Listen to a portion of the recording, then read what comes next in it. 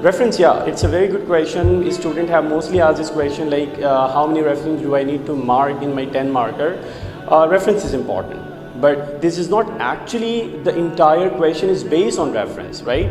It varies. Sometimes there is a question that requires too many references and there is a question that requires no references as well, such as like administrations of Hazrat Abu Bakr, right? And the initial birth till the first revelation, there is no reference, right? Even if you are quoting it, so you are quoting it as a supporting evidence. So when the answer is general, like simple statement है, so that statement should be supported with references such as article of faith के questions के अंदर references के बगैर काम नहीं चल सकता. So that's where the reference needed. Same goes with jihad, hajj, and pillars of Islam and all of these chapters. So it varies, right, chapter to chapter.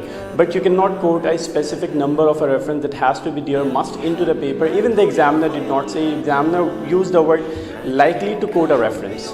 That means like if it is possible.